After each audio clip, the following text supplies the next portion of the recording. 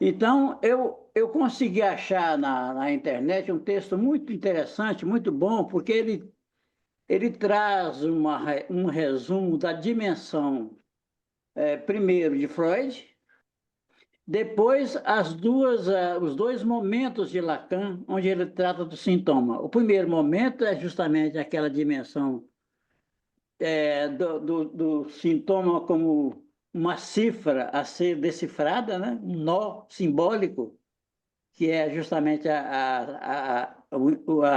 o ensino de Lacan até o início da topologia, e depois, finalmente, a questão do sintoma como real, como real pulsional. Então, eu trouxe hoje, se vocês tiverem paciência de escutar, eu trouxe as anotações sobre a parte que o texto explora sobre Freud. E o Felipe disse que poderia ir fazendo contraponto com o Lacan, porque ela vai, na segunda parte do texto dela, ela vai falar do Lacan nessas duas dimensões que eu falei. Então, vocês querem que eu leia? Sim, Claro. Então, vamos lá. Um resumo da teoria do sintoma a partir do percurso de Freud fatalmente esbarra numa simplificação que remete a conceitos criados por ele para dar conta, primeiro, dos fenômenos das neuroses, com suas características fenomenológicas. Depois, daquilo que ele construiu como teoria do funcionamento do aparelho psíquico, inventando o inconsciente e sua lógica de funcionamento. Frente aos fenômenos histéricos, então enigmáticos para os médicos de sua época, Freud não recuou e tomou de Charcot o desafio de sustentar um saber que tirava essas manifestações do estigma da simulação, dando-lhe a dignidade de doença. Acolheu e estudou essa neurose, propôs uma fundamentação etiológica baseada na sexualidade e construiu o dispositivo de intervenção e cura que ele chamou de psicanálise. Ele precisou, para tanto, propor, contra toda a tradição da psicologia, a existência de uma outra cena psíquica que ele chamou de inconsciente, cujas leis de funcionamento diferiam radicalmente da teoria da consciência. Para tanto, foi preciso, dentre outras coisas, que ele subvertesse o conceito médico de sintoma, propondo um outro estatuto para esse fenômeno clínico. Deixa eu passar aqui, porque estou lendo no computador, tá? Porque a minha impressora pifou. Bom, chamando de libido a energia psíquica associada às pulsões de vida, Eros, que age como uma força motriz que move o psiquismo, Freud estabelecerá inicialmente a ideia de conflito psíquico entre a dimensão do eu e a dimensão das pulsões. Como estas buscam sempre a satisfação, está nisso a questão do princípio do prazer, que ele estabelece como princípio geral do funcionamento da mente, na época, né? Eles se deparam com mecanismos de defesa. Dentre eles, o mais importante é o recalcamento, que é um mecanismo fundante do conflito psíquico, mecanismo esse parcialmente eficaz para barrar a manifestação pulsional. A noção de sintoma, nessa primeira fase do ensino de Freud, resulta do fracasso desse recalcamento, as pulsões recalcadas retornando ao eu e obtendo satisfação por caminhos indiretos e disfarçados.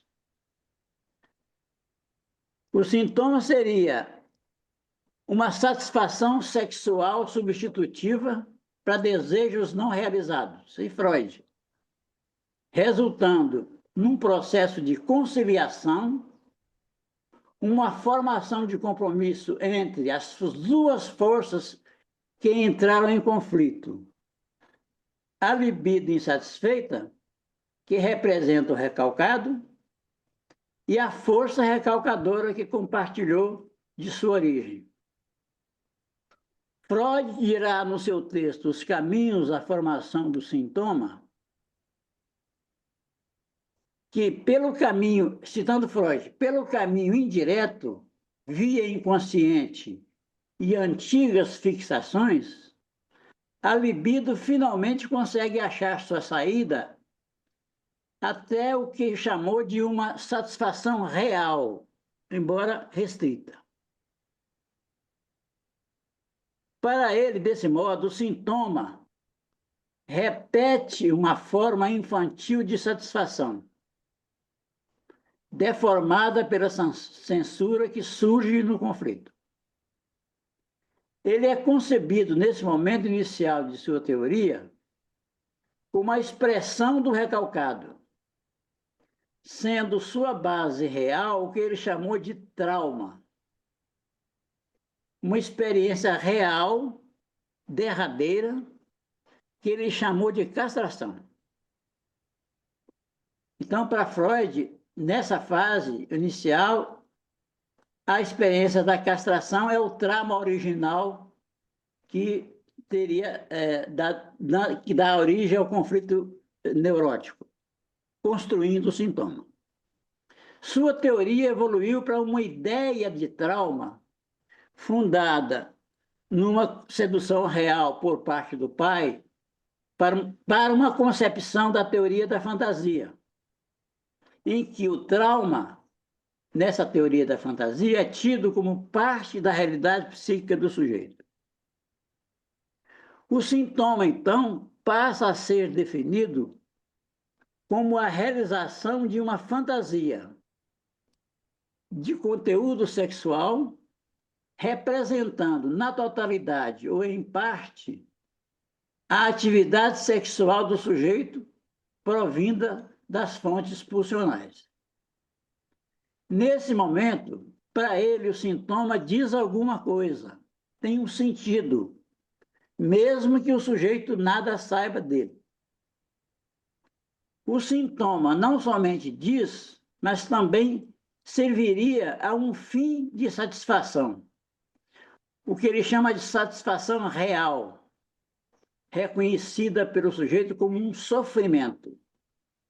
Esse aqui é o paradoxo, uma satisfação com o sofrimento. O sintoma, nesse momento de sua teorização, representa um paradoxo, onde o sujeito satisfaz o pulsional pagando o preço de um sofrimento. Nessa leitura, ele propõe, citando Freud, partindo daquilo que agora são fantasias inconscientes, a libido movimenta-se para trás, a ideia da regressão, até as origens dessas fantasias no inconsciente, que são pontos, essas origens são pontos para ele de fixação da libido. Com isto, pelos mecanismos de condensação e deslocamento, que são os operadores do trabalho do discurso do inconsciente, o sintoma torna-se uma satisfação substituta de uma série de fantasias e de recordações de experiências traumáticas do início da vida sexual. Nos anos Zé 20... Mário, acho que dá para se discutir alguma coisa. Então, vamos lá. Aí. Felipe, com a palavra, você falou que ia comentar? Na verdade, eu lembrei de duas coisas quando você falou. Laisa me ajuda, que eu já vi que ela está aí. A gente leu isso no livro São Sintoma e Angústia, no cartel que a gente estava fazendo. Que o Freud ele fala ele fala desse sintoma do ponto de vista econômico, né, e do ponto de vista fenomenológico, né, nessa lógica de defesa do conflito, de acumulação de energia. Mas do ponto de vista psicanalítico, e aí ele faz essa pontuação, ele vai dizer que o evento traumático ele vai se somando a outras informações minêmicas. Sim. Ele vai falando desse mecanismo de condensação. E É sobredeterminado, né, o sintoma? de condensação do evento traumático que vai somando-se a outras marcas minêmicas. E é Exatamente. disso que o sintoma, para a psicanálise, segundo Freud, começa a se diferenciar puramente de uma teoria energética, econômica, fenomenológica. Isso é um Exatamente. ponto, né? E aí, ontem, lendo o Enturf, que é um capítulo do seminário 7 do Lacan, o Lacan recupera justamente uma questão que ele vai falar da diferença entre Sashi e Jung, justamente nesse capítulo. De O que é Sashi e das Sashi e das Jung? De das, de das, De Sashi e e das das Jung. Isso. Dai, Isso. dai, Das, dai. não, É me da, perdona, É da, Mas em Sim. alemão eu acho que lê Das como Jung. está escrito, de. De. É das Sashi e das Jung. É isso? é. Tá. Ele lê, E aí, em alemão você lê literal, die, Obrigado, Da obrigado. e como da, das sim. Dinge, né? Das, não importa. Tem uma Isso é só um participante detalhe, do. não importa. Eu Termina teu lembrei até de raciocínio uma que eu quero falar participante também. aqui do grupo que fala alemão super bem, que deu uma aula para a gente também. Eu falei, será que ela estará lá para É ajudar? Porque verdade, é verdade. você que falou, como que é o nome dela, Tereza? Enfim, ela participou A aqui. Natalícia. Isso, ela mesmo, não está aqui Natalice. hoje. Natalice. Que Mas, domina enfim, bem o alemão. por que eu associei a isso? Nesse capítulo, o Lacan ele vai falar. Primeiro tem isso do Freud, dessa condensação Até pegar. minêmica a nível de linguagem, porque o inconsciente ele vai sendo estruturado como linguagem.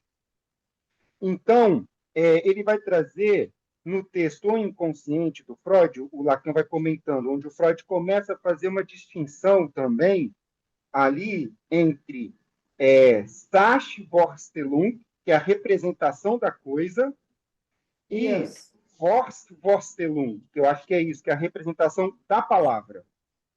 Postelo, for. Vorster, O V se lê como o W, for. isso. Postelo. E tem uma metáfora que ele vai falando ali, que eu achei interessante, que ele vai diferenciando, porque o Freud ainda não tinha, e o Lacan fala isso, nem a linguística, não tinha linguística ainda, que o Lacan teve acesso, para poder ir estruturando esse inconsciente como linguagem. E aí, o que é interessante? Entretanto, Felipe, apesar dele não ter a linguística, não quer dizer que ele não lidava com a eu acho lógica do que deslocamento, o, a o lógica da Simil, metonímia. Ele fala aqui, ó, na página 79 dessa diferença, do die, Sim. Sach e das Ding. E ele vai justamente, isso que o Felipe também está trazendo, é interessante porque esses dois objetos, das Ding e die, Sach, eles, como é que eu posso dizer, se articulam. Você estava falando daquilo que não tem entrada no campo do inconsciente, que é anterior, né? E que constitui os objetos, como o Freud trabalha no projeto isso, que ele vai falar da diferença entre juízo de atribuição e juízo de existência. Ele vai dizer, o juízo de atribuição vai se articular com esses objetos que estão lá, né? No isso. Esses objetos coisa, esses objetos primordiais, anteriores a constituição do objeto A enquanto tal, eles vão ficar lá como um reservatório. Aí o que acontece? Aquilo que é traumático e que tem como recurso a possibilidade de uma elaboração a partir dos significantes no inconsciente, volta e meia vão lançar mão desses objetos, né, que não tiveram entrada literalmente lá na consciência. E isso é que vai ser traumático. Então, você articula aquilo que você pode dar existência, enquanto juízo de existência, àquilo que é juízo de atribuição a partir de objetos que são anteriores, que são Que são objetos coisas que, nesse momento, que Tereza, são a coisas. palavra é sashi. Porque qual que é a diferença na tradução Isso, que a gente isso, pesquisou? Sashi é coisa enquanto matéria. Até por isso que no jurídico alemão não se usa o ding, se usa sashi, porque existe uma materialidade através de que a lei Aham, consegue, inclusive, exatamente. consistir. E aí é interessante que o Lacan traz esse ponto em que Freud, por exemplo, no Inibição, Sintoma e Angústia, que já diz dessa condensação minêmica, né? E aí eu associo aqui com o Lacan, Simil, que ele vai trazer isso, que a palavra ela entra como coisa. A Isso, palavra como coisa a nível de exatamente. materialidade. E aí tem uma metáfora que ele faz aqui, que eu vou ler, que eu achei bonita. A palha das palavras, assim que há uma relação, a palha das palavras só nos aparece como palha na medida em que dela separamos o grão das coisas. E é inicialmente essa palha que carregou esse grão. E aí eu coloquei o grão aqui metaforicamente como significante. A palavra, enquanto coisa, ela vai marcando esse lugar que porta a possibilidade de significação na enunciação, e que é exatamente o grão. E Você aí é está onde lendo eu, isso onde? No Seminário da Ética?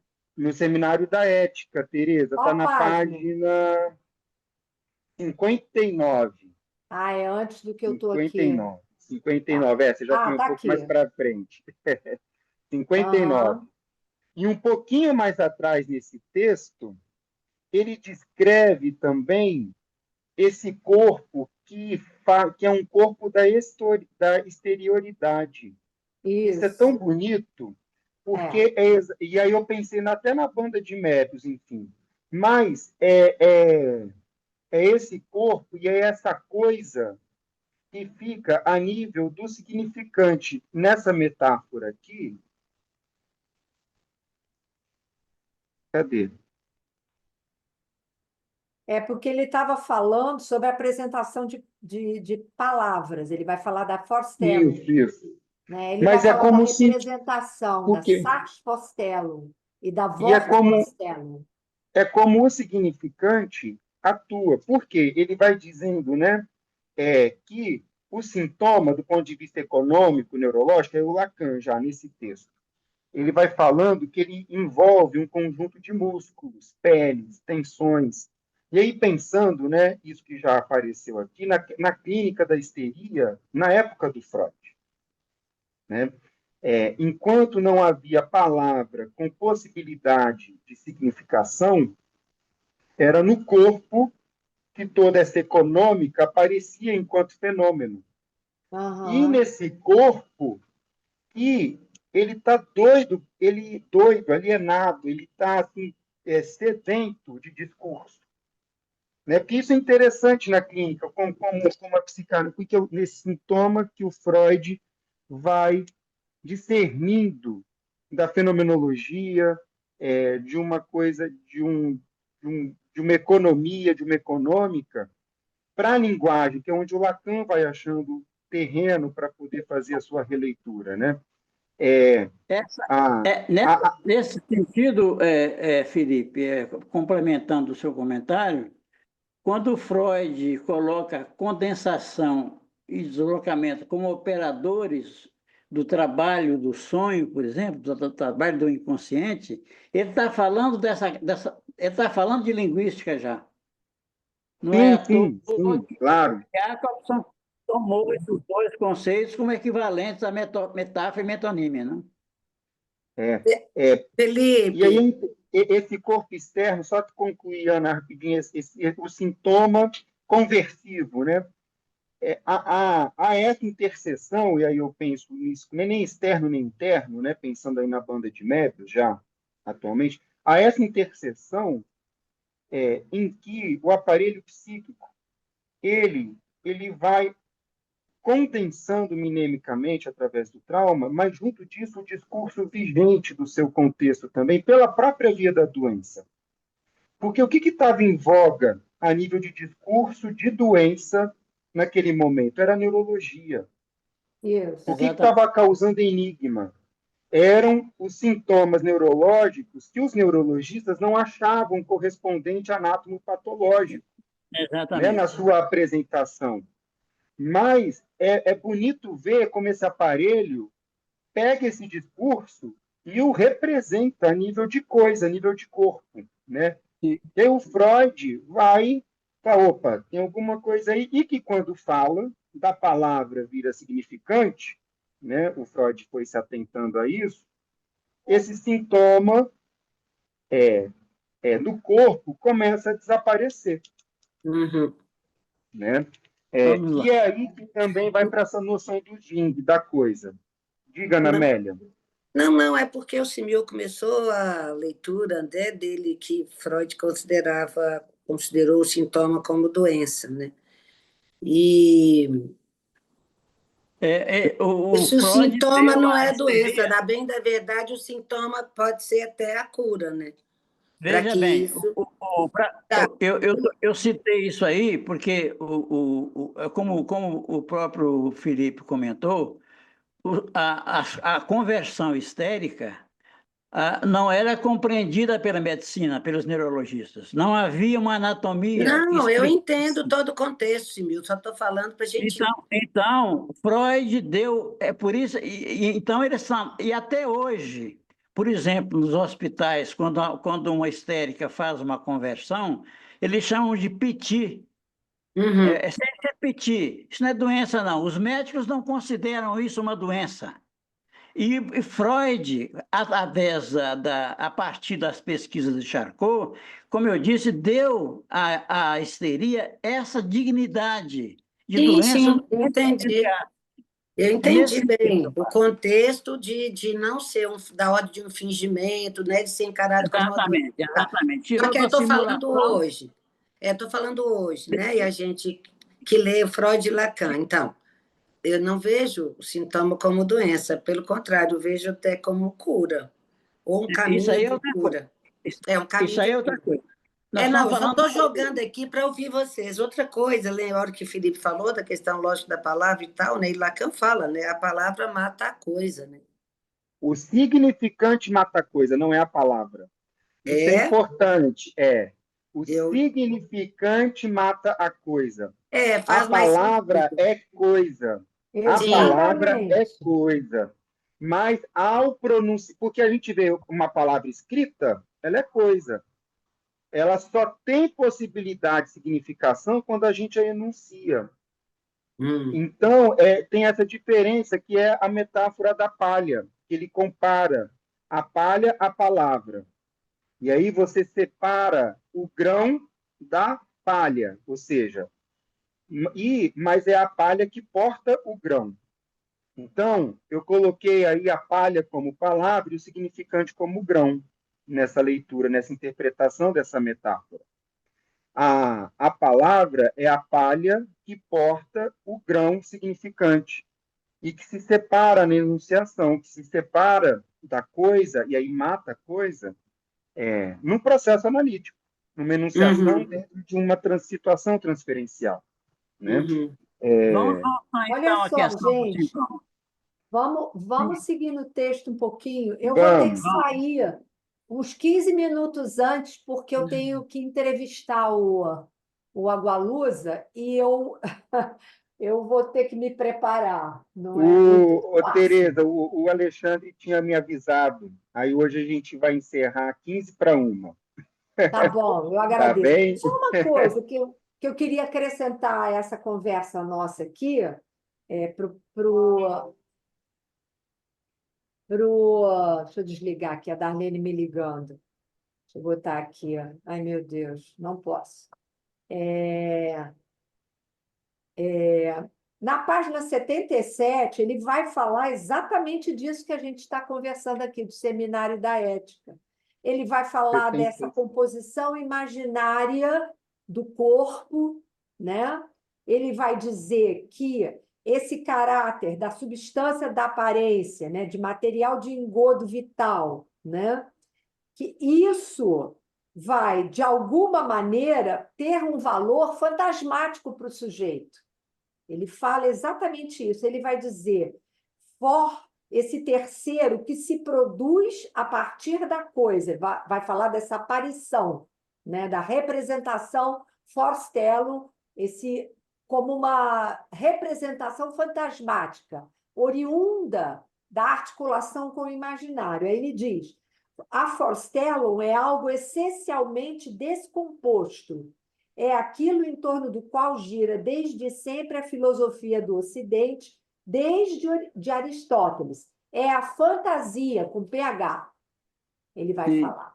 Aí ele vai dizer, em Freud, a Forstellum é apreendida em seu caráter radical, sob a forma pela qual é introduzida numa filosofia que é essencialmente traçada pela teoria do conhecimento. Aí ele diz, e é isso que é notável, né? Ele lhe designa até ao extremo caráter ao qual os filósofos precisamente não puderam decidir a reduzi-la, o de um corpo vazio, um fantasma, um pálido íncubo da relação com o mundo, de um gozo extenuado que constitui seu traço essencial, através de toda a interrogação do filósofo. E, isolando-a nessa função, Freud a extrai da tradição. E a esfera, a ordem, a gravidação das Vorstellungen, onde as coloca ele? Aí ele diz, quando se lê bem Freud, se deve situá-las entre percepção e consciência. Como se diz, entre dentes. É entre percepção e consciência que aquilo que funciona no nível do princípio do prazer se insere. Ou seja, o quê? Os processos de pensamento, na medida em que regulam, pelo princípio do prazer, o investimento das Vorstellungen e a estrutura na qual o inconsciente se organiza, a estrutura na qual a subjacência dos mecanismos inconscientes se flocula, o que constitui o grumo da representação, ou seja, algo que tem a estrutura mesma do significante.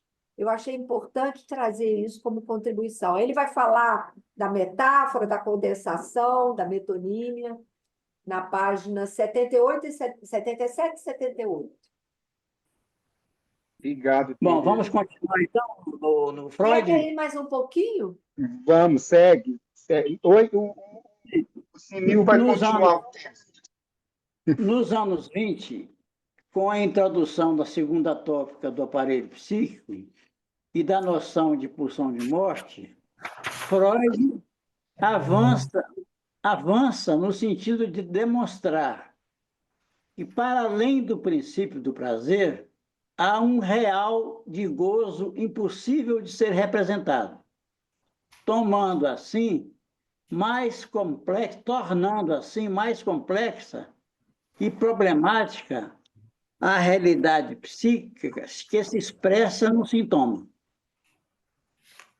Em 1926, no texto Inibição, Sintoma em Angústia, que eu reli, que inclusive descobri coisas surpreendentes ali, e olha que eu leio Freud há 40 anos, e eu estava falando com o pessoal aí que, apesar da gente ler Freud há muitos anos, quando a gente relê, digamos, a partir do que o Lacan nos ensinou a ler nas entrelinhas, a gente descobre coisas surpreendentes. Então, nesse texto, Inibição, Sintoma e Angústia, que o Freud vai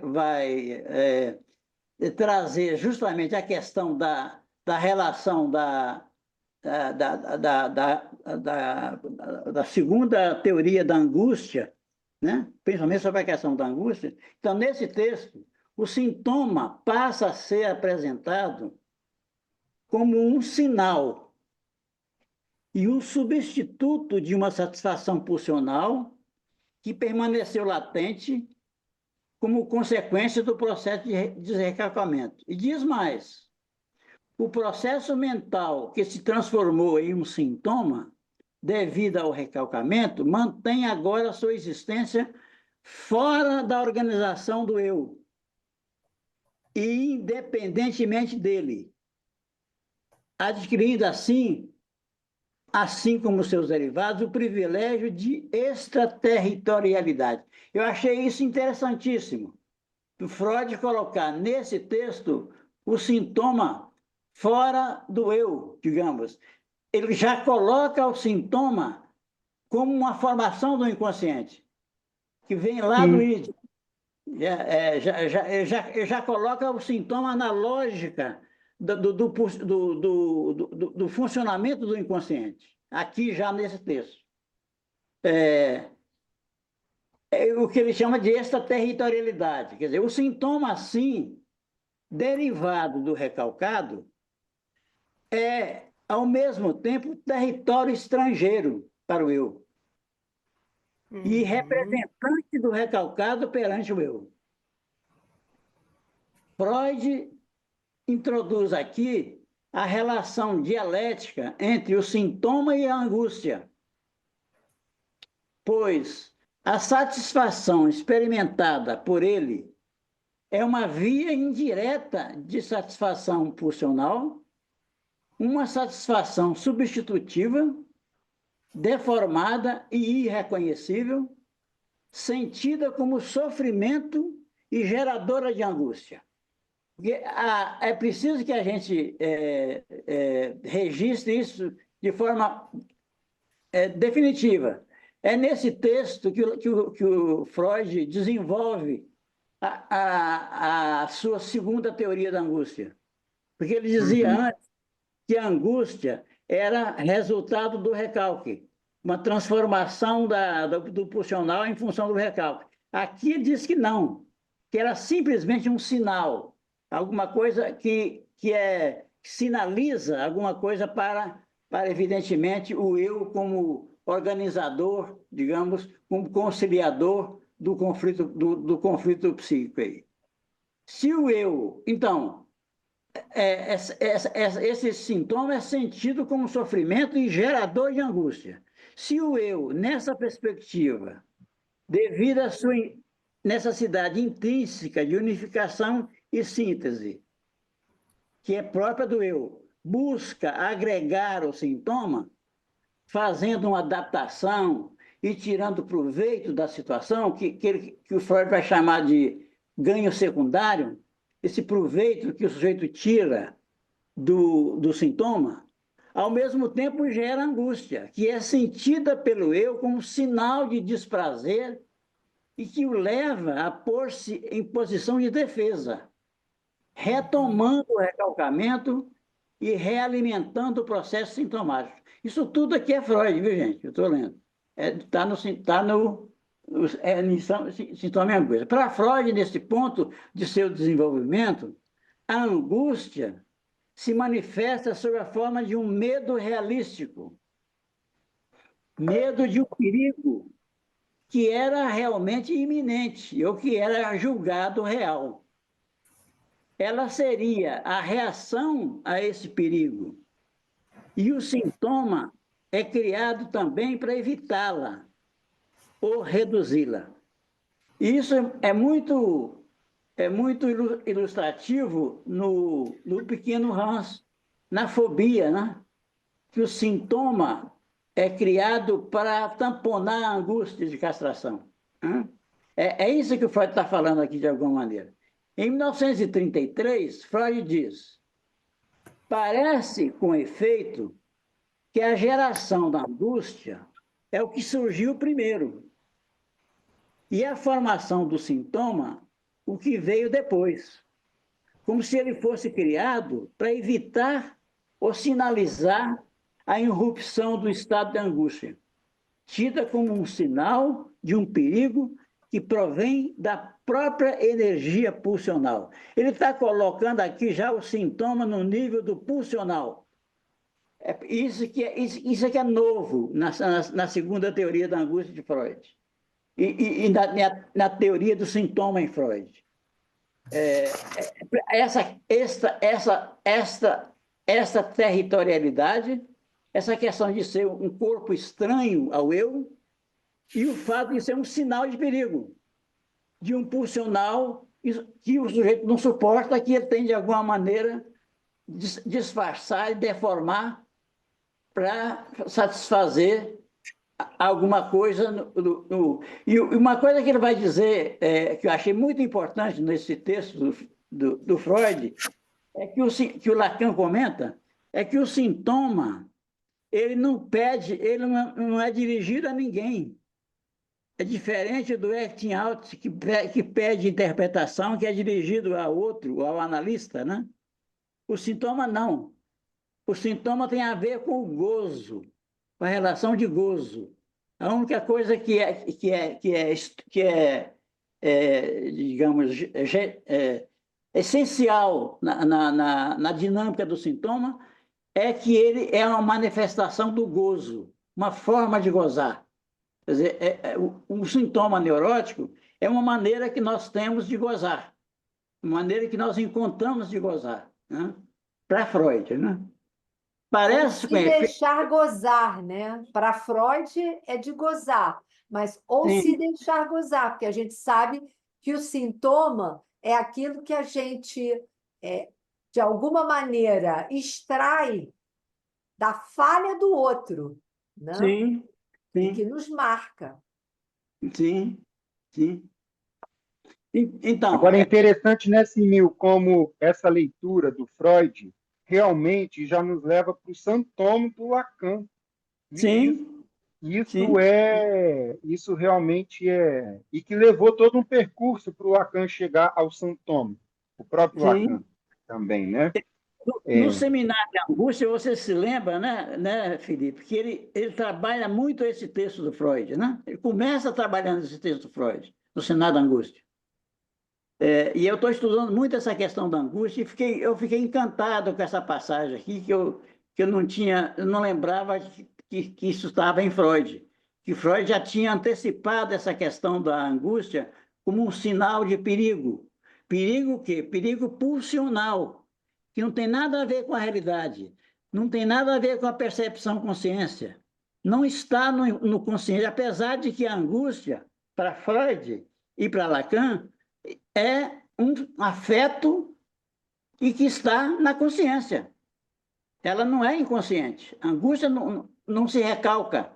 Exatamente. Simil, é um perigo do próprio desejo, né? Inconsciente. Exatamente. Exatamente. É a do tal pergunta, estranho. você É a quer o que você presença do deseja? estranho. É uma pergunta, né? Você quer o que você deseja?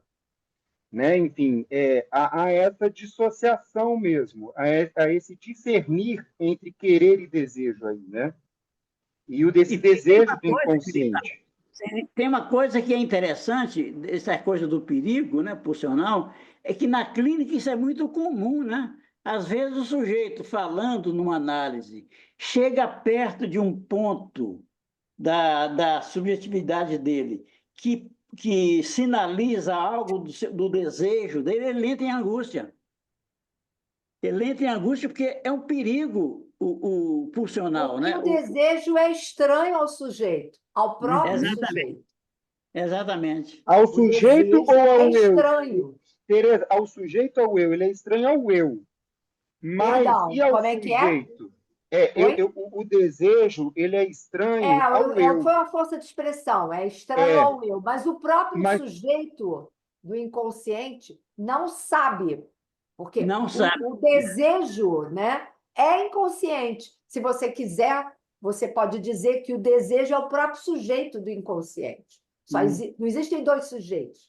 O O eu sujeito é desconhece o seu inconsciente. sujeito, né? Portanto, o desejo é aquilo que se manifesta na ordem do eu com um estranhamento, porque ele desconhece que o habita algo para além dessa instância egóica, né? Sim. Uhum. Agora, Tereza, na neurose obsessiva é muito comum, né?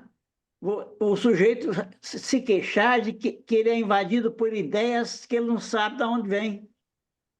Ficar É uma meio paranoico. Aham. É uma ilustração clara dessa coisa da estranheza que o sintoma neurótico, para Freud já, é um corpo estranho ao eu. Agora, é claro que aqui ele está falando do eu no sentido lacaniano, a meu ver. Ele está falando já da formação do inconsciente. Ele não está falando do ego, desse ego Uhum. banal, digamos, É que real Freud isso. O ego real, o eu real. Exatamente, exatamente. Então, parece com efeito que a geração da angústia é o que surgiu primeiro e a formação do sintoma o que veio depois, como se ele fosse criado para evitar ou sinalizar a irrupção de um estado de angústia, tida como um sinal de um perigo que provém da própria energia pulsional. Sendo para Freud um afeto, a angústia a angústia são atos desprazerosos de descarga pulsional ao longo de trilhas específicas, marcadas por experiências traumáticas, e o Freud define essas experiências traumáticas como um acúmulo de excitação. Tal pulsão, assim descarregada, é onipresente e automática, ou como se prefere dizer ou como prefere dizer Freud, sob a influência de uma compulsão à repetição, que é o conceito que ele traz já além do princípio do prazer. Essa compulsão à repetição seguirá a mesma trilha que o impulso mais antigo e recalcado. No mal-estar na civilização, estou terminando, tá? Freud dirá que a pulsão de morte é uma lei para além de toda lei, sendo responsável pela repetição, fazendo com que se retorne sempre ao mesmo lugar, lugar de sofrimento e desprazer, que proporciona uma satisfação paradoxal, que faz o sujeito gozar. Esse é o paradoxo do sintoma para Freud. É até aí que eu fui na anotação, que depois ela vai entrar na dimensão do simbólico. Como é que Lacan retoma esses conceitos de Freud, pulsão, libido, trauma, fixação, regressão, fantasia, desejo, e coloca isso no campo dos significantes, no campo da linguagem. É a segunda parte do texto que talvez o Felipe possa comentar mais sobre isso aí. Não sei se ele chegou a ler o texto, essa parte do texto.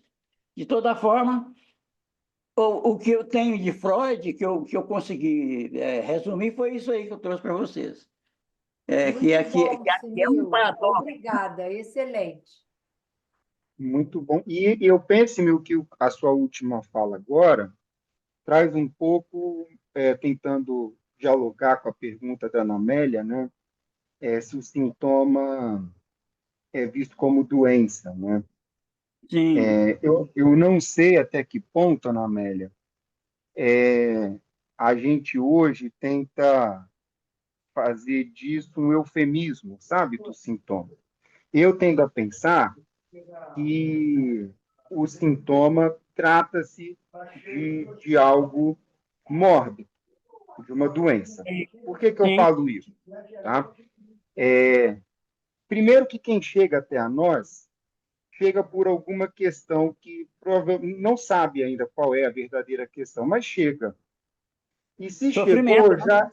já há algo de sofrimento ou de repetição, ou pode chegar até com a, com a ideia de um autodesenvolvimento, enfim, de alguma coisa para se conhecer melhor.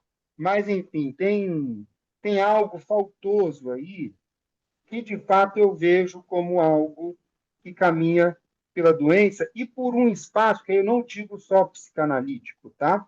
Eu acho que é uma coisa interessante para pensar, eu tenho pensado nisso esses dias, sobre o que é o clinicar. Lógico que existe a clínica da psicanálise, mas existe a clínica, vários clinicares, né? O que é o clinicar? E por que eu estou pensando nisso? Muito porque eu fico pensando como esse espaço clínico no laço social, que existe há muito tempo, permite que coisas sejam faladas sem atribuição de valor e sem atribuição de juízo. Um clinicar verdadeiro, independente do estilo da clínica. Eu vou colocar dessa maneira. Então, parece que, desde que o nosso processo civilizatório começou, criou-se esse espaço no tempo, esse recorte no tempo, que você se dirige a outro e esse outro se autoriza a ouvir, onde o que não é comum, o que não é a norma, comparece. Isso permitiu a Freud desenvolver a psicanálise, permitiu que, por exemplo, talvez esse discurso conversivo fosse esvaziado, não a angústia, porque a angústia está presente no ser humano, né? Sim. E aí isso me faz me perguntar duas coisas, além disso, mais perguntas, né? Sempre.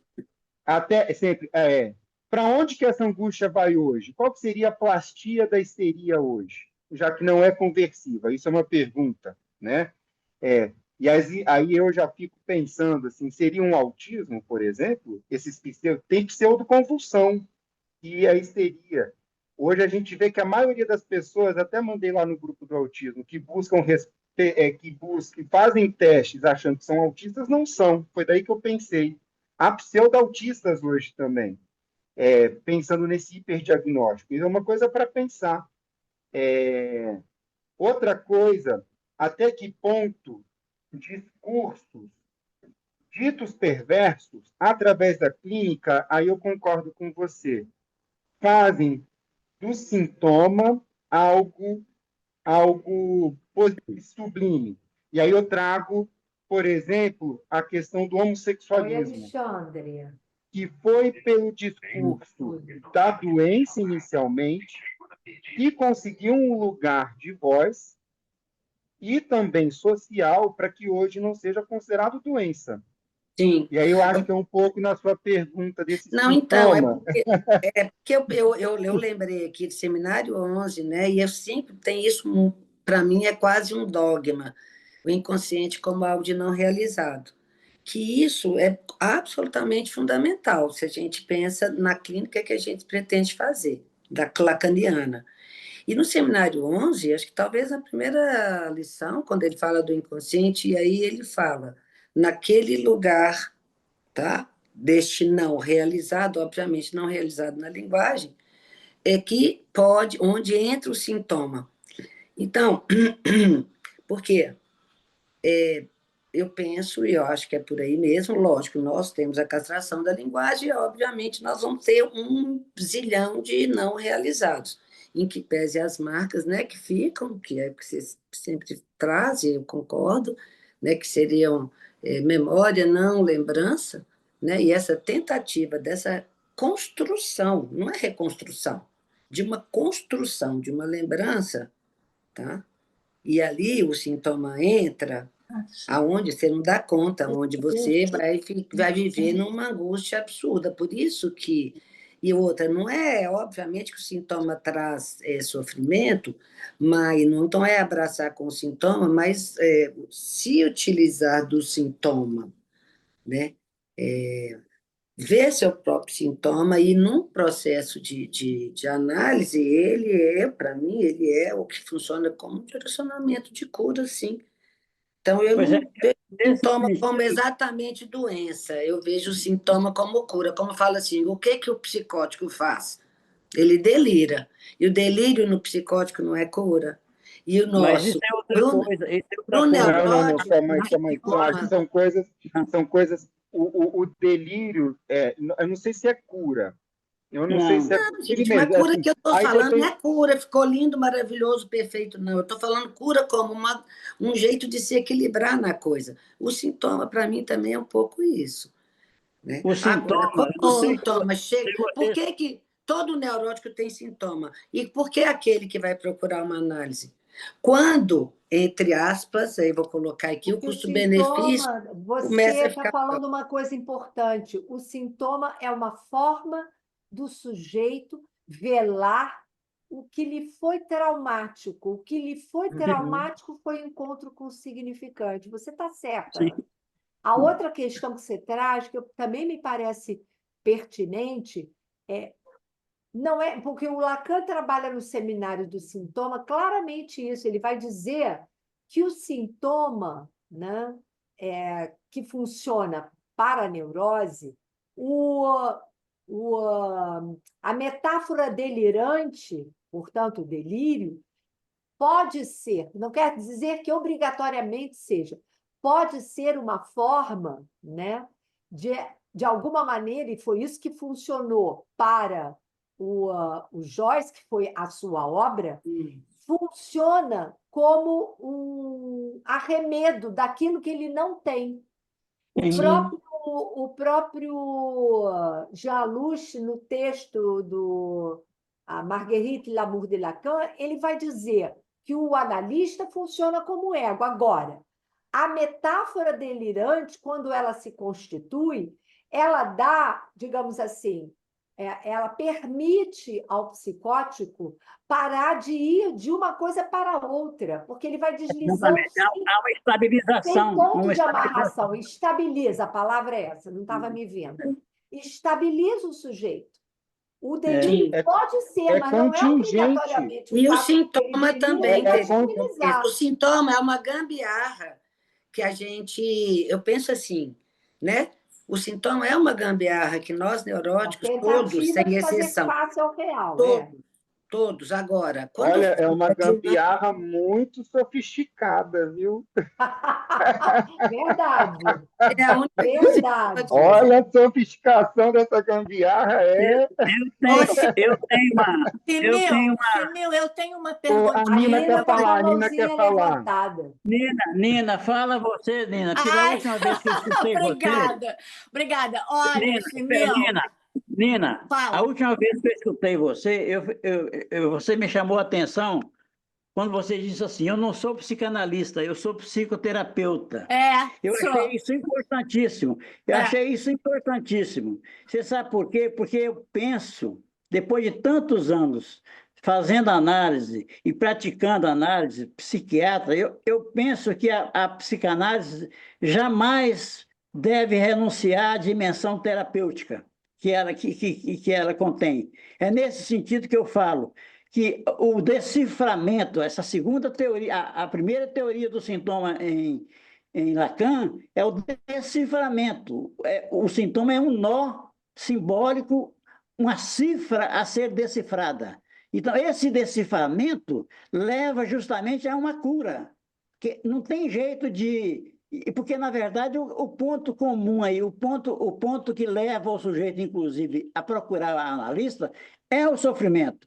É a angústia, é o gozo, a expectativa do gozo que o mortifica, que o mortifica. Então, não tem jeito de pensar sintoma como cura, a não ser na psicose. Porque eu acho que a psicose, o delírio, como eu disse a Tereza, o delírio ele é uma busca dramática que o esquizofrênico tem de entrar no discurso. E às vezes, com a metáfora delirante, ele de alguma maneira alcança algum tipo de metaforização que o estabiliza. Mas ele continua fora do discurso. Certo, olha, muito obrigada por falar que eu falei que era psicoterapeuta, mas eu falei assim por razões éticas, entendeu? Pela verdade da coisa, pela diferença verdadeira entre psicanálise e psicoterapia. Mas a pergunta que eu tenho aqui é para você, Simil, é que nem sempre o sintoma leva ao sofrimento, né? É verdade. Peraí, por exemplo, mesmo pessoas assim que vêm à clínica sofrendo porque tem sofrendo, pedindo ajuda, essa mesma pessoa, ao passar do tempo, em poucos anos, pode, por exemplo, mostrar traços de psicopatia, sabe? A pessoa, o psicopata, não sofre, não vem à clínica, e não sofre, apesar de ser uma pessoa sintomática, certo? Agora, tem muitos neuróticos que vão sempre à clínica porque sofrem, mas também produzem sintomas que eles não sofrem desse sintoma. Eles se sentem assim, como se diz assim, não tem aquele conhecimento, né? Eu queria fazer essa pergunta a você, então, Simil, como é que se realmente o sintoma leva ao sofrimento, sempre. Como você talvez a gente possa pensar pensando nas estruturas clínicas, né? Simil, arruma sua câmera aí, está aparecendo só o topo da cabeça. Quando você está falando em não sofrimento, talvez você esteja falando, e você está citando, evidentemente, a clínica das psicopatias, geralmente são os perversos. A perversão... Mas nem sempre é uma clínica de... o neurótico também tem esses traços, às vezes. O Freud, naqueles textos que ele escreve sobre a psicologia do amor, ele fala nas neuroses de traços de caráter, neuroses de caráter. Certo. Que o sintoma, ele como é que o Freud utiliza? O sintoma o sujeito é identificado com o sintoma. Ele tem um traço de caráter mas que tem uma defesa. Evidentemente que esse cara tem pulsão que o acossa. Evidentemente que há conflito aí. Só que o arranjo que ele conseguiu para lidar com essa emergência do pulsional foi mais eficaz do que o neurótico, de alguma maneira, que procura o analista. Nós sabemos que grande parte dos neuróticos não procura análise, porque eles conseguem lidar de alguma maneira, manejar de alguma maneira com a sua conciliação, com a sua forma de gozar aí, e vai levando a vida. Agora, a medida que eu acho que parece importante para nós, analistas, é aquilo que Freud chamou de angústia. Porque a angústia, quando o sujeito é invadido, e nós sabemos disso, por uma angústia insuportável, não tem como ele não pedir ajuda a alguém. Seja um amigo, seja ao analista, digamos. Aí sim, e cabe ao analista acolher isso aí já no nível já de um dispositivo que o leve a pensar o que essa angústia está sinalizando. Então, eu tenho quando eu falo e o Freud está dizendo aqui, né, que há um sofrimento, que há uma conciliação entre a satisfação pulsional que o sintoma possibilita, que o sujeito goza de alguma maneira, o sintoma autoriza o sujeito a gozar de alguma maneira, mas é um gozo, é um tipo de arranjo que o faz sofrer. Ele paga um preço muito grande em nível de angústia. E aí eu estou equivalendo sofrimento à angústia. Não sei se isso concordam com... Simil e Sim. Nina, eu concordo com o que você falou, Simil, e eu penso que aí saindo um pouco da psicanálise, mas se é doença ou se é ou não é doença, porque existe a doença e existe o adoecimento e a percepção, a nomeação do adoecimento. Um Sim. exemplo disso fora da psicanálise, mas clínico, né? Pessoas com quadros oncológicos, por exemplo. Muitas pessoas, muitas, só vão ter algum sintoma quando essa doença se faz representar no corpo, né? Sim. Ela não se considerava doente, ela não se percebia doente até aquele momento.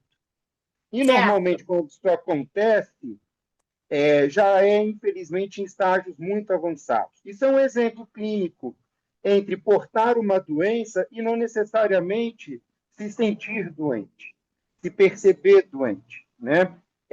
Hoje, mais comum ainda, portadores do vírus HIV, né, que fazem seu tratamento ali, são assintomáticos, né? Tirando o fato de tomar a medicação ali, não se sentem doentes, né? Não tem essa noção, não se nomeiam doentes, né? Não desenvolvem a doença, a síndrome da imunodeficiência adquirida, né? A SIDA. Então, eu penso que essa analogia pode ajudar com essa noção também desse sintoma que é inconsciente. De fato, nem todo mundo vai se sentir doente.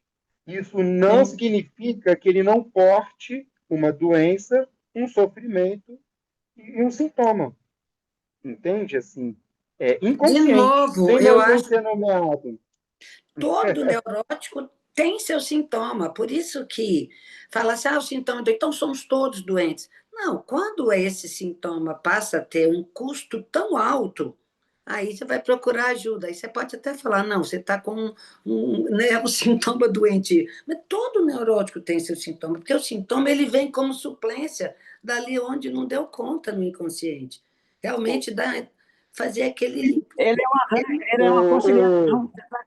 Ana, eu escutei esses dias de um rapaz autista, aí ele fala, né, típico e não típico, né, que é o termo, né, divergente, não neurodivergente ou neurotípico e neuroatípico, né, uma nomenclatura que essas pessoas têm usado, né.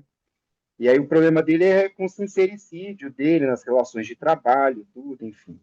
Um dos problemas, né, que volta e o faz, de alguma maneira, se questionar. Ele fala assim, o problema dos típicos, e aí eu traduzo para mim como os neuróticos, é que eles querem ser amados. Eu falo, olha,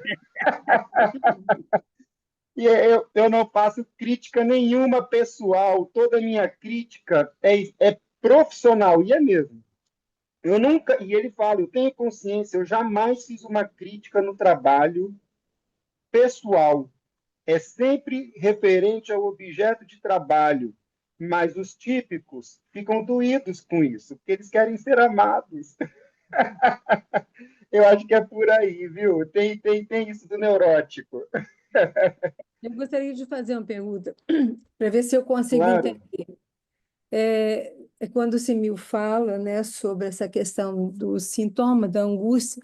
Então, eu poderia pensar que o sintoma seria o retorno de um significante reprimido, de um afeto, que é a angústia, produzido pelo desejo do outro, né, que seria esse desejo do outro como um gozo do corpo, que, uma vez reprimido, e representante dessa repressão, o retorno seria um sintoma. Sim, sim. Isso é Freud. Não, não, não, Não, não, não, não. gente, aí que diverge Tem de uma questão Lacan. importante aí. O Diverge de Lacan sintoma é o totalmente. retorno daquilo que não pode ser nomeado. Exatamente. Portanto, se é o retorno do que não pode ser nomeado, porque não tem nome, chama-se real, é a falha que compareceu no Isso. campo do outro que o sujeito, né, toma para si alguma coisa que o outro apresenta como falha, é isso que marca sintomaticamente o sujeito. Portanto, não é um significante, a não ser que a gente considere aquilo que vai comparecer lá no final da análise, o significante da falta, né, no campo do outro. De um significante, essa de amarrado, significante que falta ao campo do outro.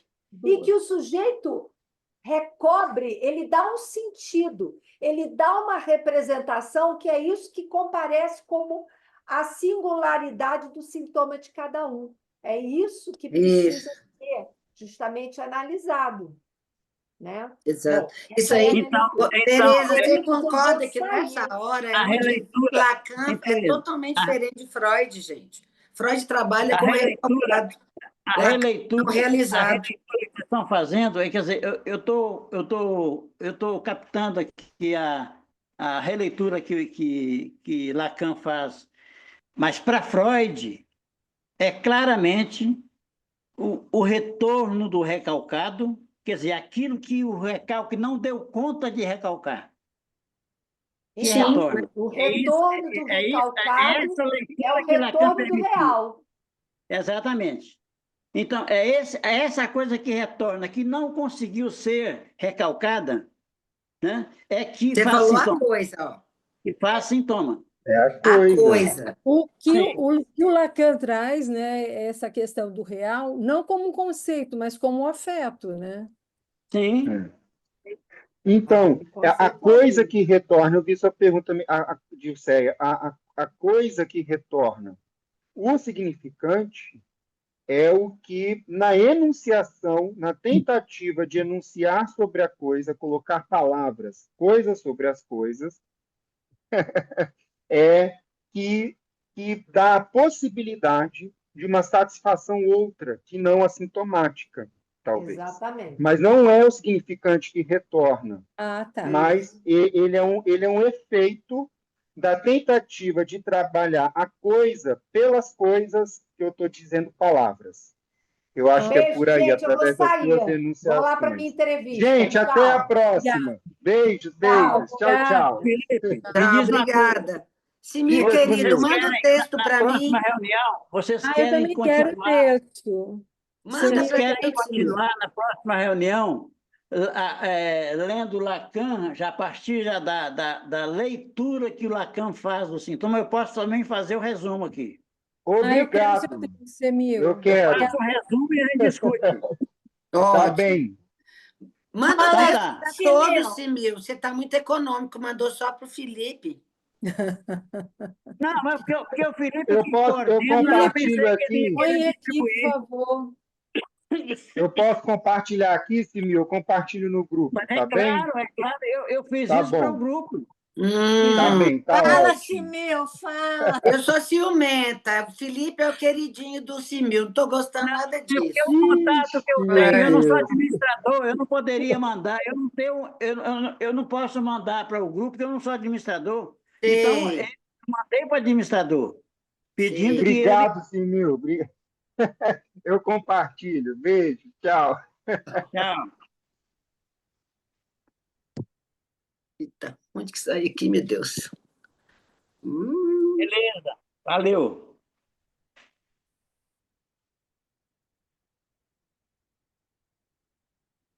Valeu, Ana.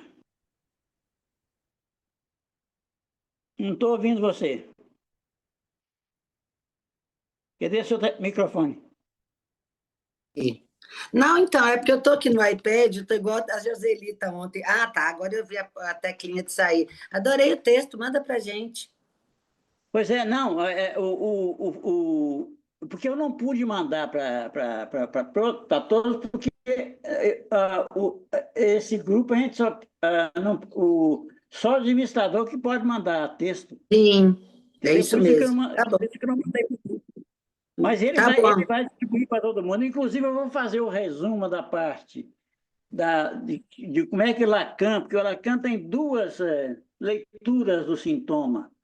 Uma é o sintoma como um nó simbólico a ser decifrado, que é justamente aquela parte da leitura dos significantes, do campo dos significantes, e o sintoma como real, que é isso aí que você fala, né?